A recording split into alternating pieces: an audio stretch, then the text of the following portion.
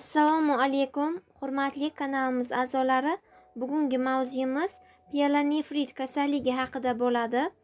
Davolash va tashxislash haqida ham gapirib o'taman. Agar kanalda birinchi bo'lsangiz, podpisatsiya va qo'ng'iroqcha tugmasini bosib qo'yishni unutmang. Demak, pielonefrit kasalligi haqida gaplashamiz. Pielonefrit o'zi qanday kasallik? Pielonefrit turli xil bakteriyalar tufayli rivojlanadigan buyrak kasalligidir. O'tkir va surunkali pielonefrit bilan og'rigan bemorlar urologik bemorlarning deyarli 2-3 qismini tashkil qiladi. Pielonefrit o'tkir yoki surunkali shakli bilan yoki ikkala buyrakni zararlanishi bilan birgalikda kechadi. Surunkali pielonefrit kasalligi bilan chalingan bemorlar ko'pincha kasallikni o'tkazib yuboradi, chunki og'riqsiz va turli xil belgilarsiz o'tishi mumkin.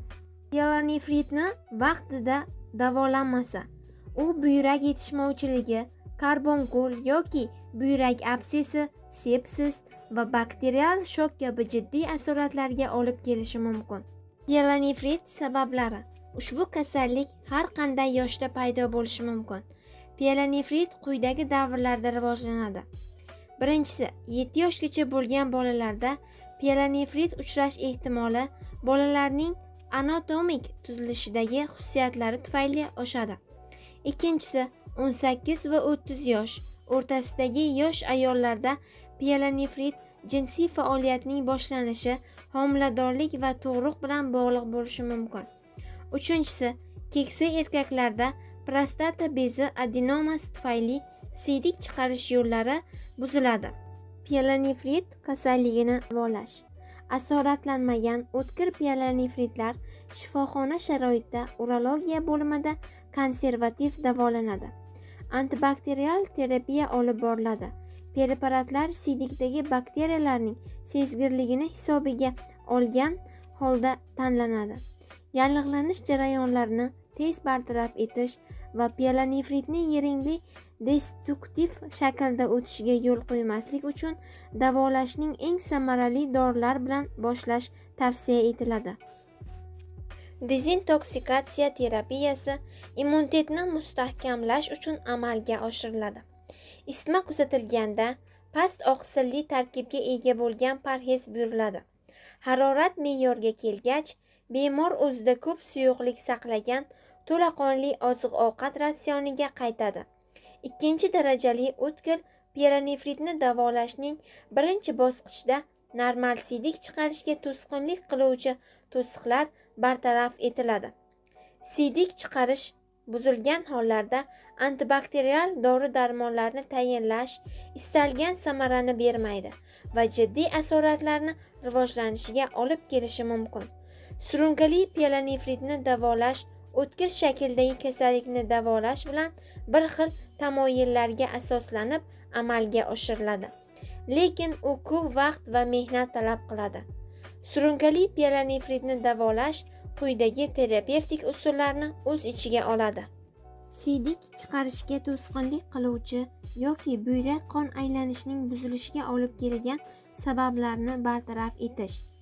Antibakterial terapiya davolash mikroorganizmlarning sezgirligini hisobiga olgan holda belgilanadi. Umumiy immunitetni normallashtirish. Surunkali pielonefritni davolashda antibakterial preparatlar, antibiotiklar hisobga olgan holda belgilanadi. Mikroorganizmlarning sezgirligi aniqlanguncha keng miqyosli ta'sir doirasiga ega antibakterial preparatlar qo'llaniladi. Surunkali pielonefritli bemorlar kamida 1 yil davom etadigan uzoq muddatli tizimli davolanishni talab qiladi. Davolash uzluksiz 6-8 hafta davom etadigan antibiotiklar bilan boshlanadi. Bu usul buyrakda yiringli jarayonlarni asoratsiz bartaraf qilish va chandiq to'qimalari hosil bo'lishini oldini olish imkonini beradi. Agar kerak bo'lsa, immunitetni mustahkamlash uchun immunostimulyatordan foydalaniladi.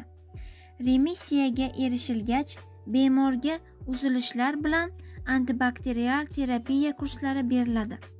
Remissiya davrida surunkali pielonefritli bemorga sanatoriyalarga davolanish tavsiya etiladi. Terapiyaning majburiy davomiyligi esdan chiqmasligi kerak.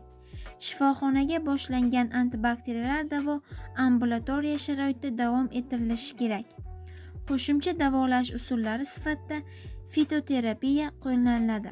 Videorolikimiz sizga yoqqan bo'lsa, kanalimizga a'zo bo'ling, like tugmachasini bosib, kommentariyada o'z fikr va izohlaringizni qoldiring.